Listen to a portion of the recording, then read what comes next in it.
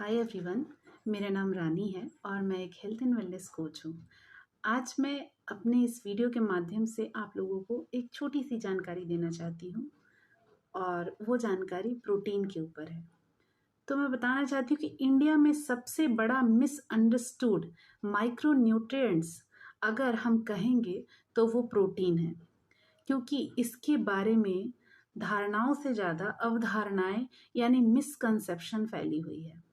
जैसे कि एक एग्जाम्पल है कि मतलब अगर हमें थोड़ा सा भी प्रॉब्लम हो ड्यू टू हमारे बैड लाइफ स्टाइल, जैसे अगर हमारा यूरिक एसिड बढ़ गया हो या कोलेस्ट्रॉल बढ़ गया हो या क्रेटिनाइन अगर बढ़ गया, तो सबसे पहले हमें ये कहा जाता है कि आप प्रोटीन बंद कर दें।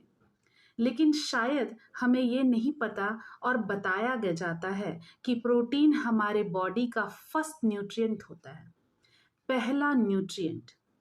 क्योंकि शरीर बाकी चीज़ों के बिना तो शायद सरवाइव कर जाए, लेकिन प्रोटीन के बिना शरीर सरवाइव नहीं कर सकता।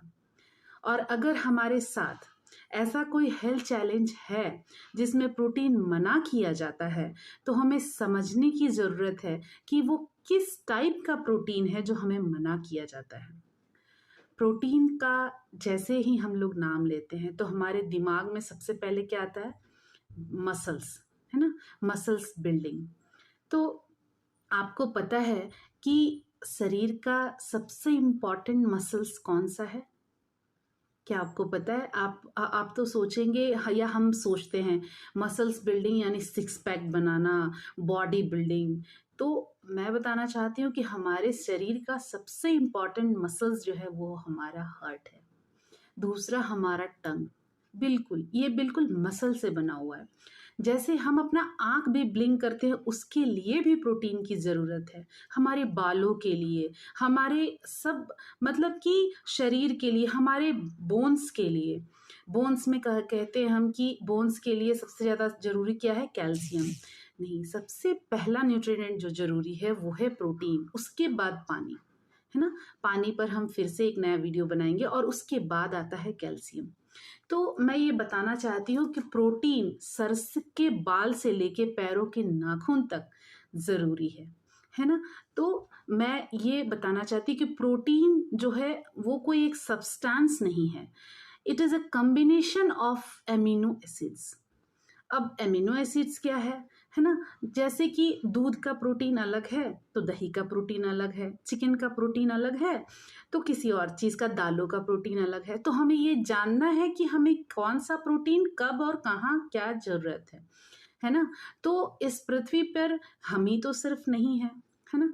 आदमी, हम ह्यूमन हैं तो जानवर हैं, जानवर लोग भी हैं, सारे लोग हैं। तो सभी को प्रोटीन की ज़रूरत है ना? अपने अपने लेवल पे। तो मतलब इस धरती पे लगभग 100 तरह के अमीनो एसिड है ना?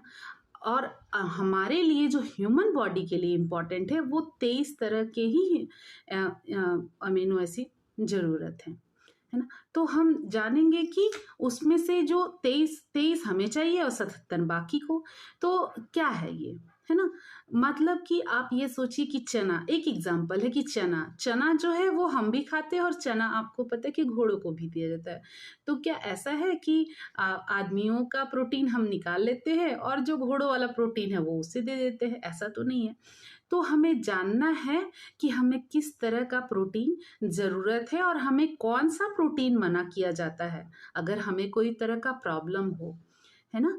तो प्रोटीन जो है वो हमने बताया कि हमें 23 तरह के एमिनो एसिड्स ही ज़रूरत है। उसमें जो कुल मिला के 23 तरह के एमिनो एसिड्स हमारे लिए ज़रूरी है, उसमें 9 जो है वो एसेंशियल एमिनो एसिड है जो हमारे शरीर में बनते नहीं हैं, उन्हें हम खाने से ही पूरा कर सकते हैं, जैसे दूध से, वाइट एग से।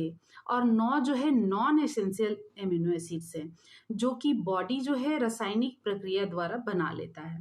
और 5 एसेंशियल एमिनो एसिड जो है एक्स्ट्रा हैं, उनको रिपेयर के रूप में माना गया है, लेकिन आज के इस अनहेल्दी लाइफ स्टाइल में उसे भी हम एसेंशियल मानते हैं।